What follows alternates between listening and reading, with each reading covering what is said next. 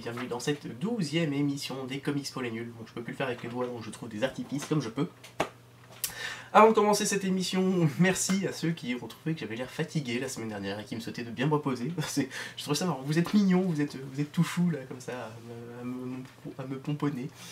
Bref, voilà, je vais essayer de me reposer. Comme vous pouvez le voir, là, je fais l'émission un petit peu à l'arrache. Ça fait quelques semaines que l'émission, je la fais un peu en flux tendu, mais voilà, je vous abandonne pas, je vous oublie pas, et l'émission est là. Aujourd'hui, je vais vous parler d'un autre barbu, et je viens de me rendre compte que mon t-shirt n'est pas du tout adapté. Je vais vous parler de Wolverine.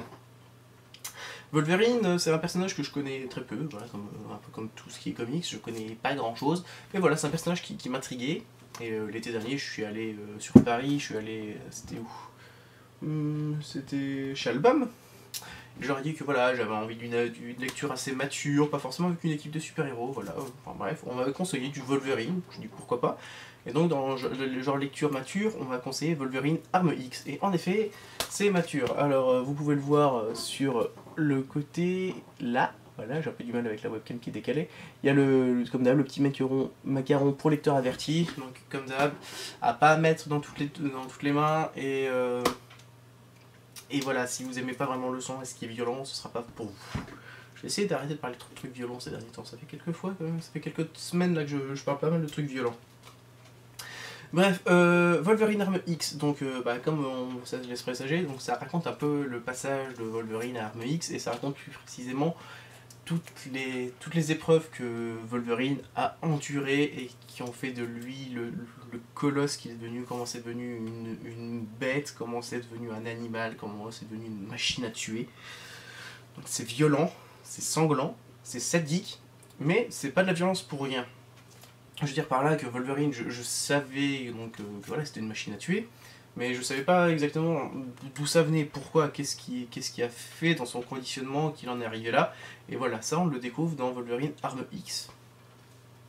Donc voilà, c'est pas de la violence pour rien, hein, je trouve que ça sert à un propos, ça le sert plutôt bien. Donc on va suivre en fait toutes les expériences qu'a subi Wolverine. Et comme vous pouvez le voir au niveau des couleurs, c'est assez psychédélique, donc tout ça pareil, je pense pas que tout le monde aimera. Mais pour le coup, je trouve que ça renforce vraiment la violence du propos. Je pense qu'il y aurait eu deux façons de le faire. Il y aurait eu soit de le faire de façon très, très sombre, très noire. Mais pour le coup, on aurait peut-être perdu en détail. Ou soit de le faire voilà, de façon beaucoup plus psychédélique. Alors je pense pas que tout le monde se sera attendu voilà, à avoir du bleu ciel et du rose dans du Wolverine et qui raconte les passages vraiment sombres de l'histoire de Wolverine. Voilà, c'est fait. Qui c'est qui bosse dessus? Donc c'est Brian Windsor Smith qui a travaillé sur un autre colosse, puisqu'il a entre autres dessiné Conan le Barbare. Ça a été l'un de ses premiers gros travaux.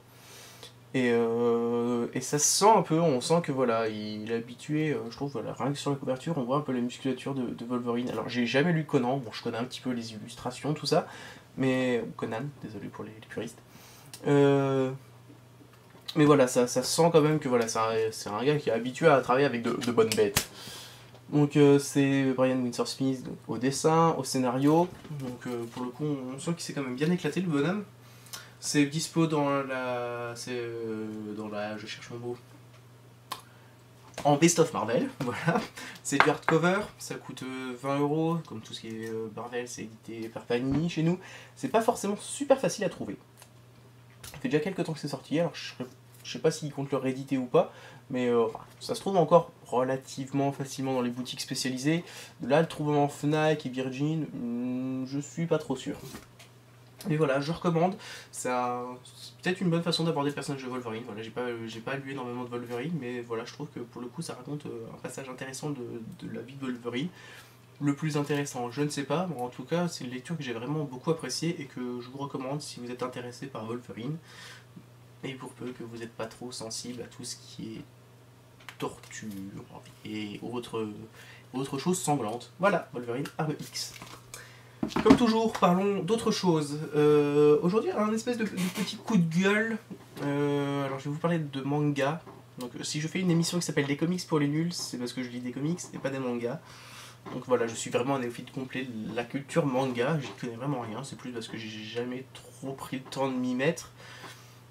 Après de ça, ce que j'ai lu m'a pas forcément super plu, mais voilà, je suis un grand fan de la série Zelda.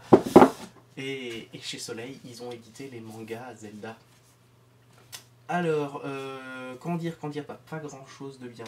En fait, grosso modo, à la sortie de chaque jeu Zelda, au Japon, ils sortent un manga qui reprend ou qui retrace l'histoire du jeu. Pourquoi pas? Le problème, c'est que la qualité même de ces mangas est pas géniale. Je veux dire, l'intérêt du jeu, c'est justement d'avoir une interactivité. Et là, pour le coup, en fait, ça reprend vraiment la trame scénaristique. Mais c'est pas... C'est pas génial, c'est pas super intéressant, c'est pas génialement bien dessiné, on s'attache pas trop au personnage, enfin même au niveau du dessin on va dire Link est bien dessiné, donc le personnage, le héros principal pour ceux qui connaissent pas, mais voilà, après ça manque de détails, ça manque d'intérêt. Donc voilà, c'est quelque chose, voilà, moi j'ai acheté parce que Zelda c'est vraiment mon dada, je bosse sur des sites Zelda depuis je crois que je suis en troisième à peu près, donc c'est vraiment mon dada, donc j'achète bêtement en tant que fan de la saga. C'est bien si vous êtes fan, si vous voulez vous replonger un peu dans l'univers de certains jeux. Si vous êtes juste lecteur de manga, passez votre chemin, je pense pas qu'il y ait vraiment grand intérêt. Bon, au niveau des mangas qui sont sortis, il y a Link to the Past, que je n'ai pas là, il y a Majora's Mask, Ocarina of Time en 2 tomes, les Oracle of Ages et Oracle of Seasons, Minish Cap, il y a aussi les Force Words Adventure, Force Words tout court, je sais plus, qui sont sortis en 2 tomes là récemment, ça coûte 7,50€ l'unité, donc je l'ai dit, c'est chez Soleil. C'est pas d'un grand intérêt, mais bon, si vous êtes fan, pourquoi pas. Voilà, c'est du coup de gueule, non pas pour Soleil qui voilà l'édite bon, assez tardivement, mais qui l'édite, donc c'est toujours ça, c'est bien qu'on l'ait, mais voilà, on va dire le fond est pas génial. Voilà, donc si vous voulez mettre vos sous dans quelque chose, mettez-les plutôt dans Wolverine Armée X, ça coûte 20€. Voilà, on en a fini pour cette semaine, on se retrouve la semaine prochaine. En attendant, comme toujours, prenez soin de vous.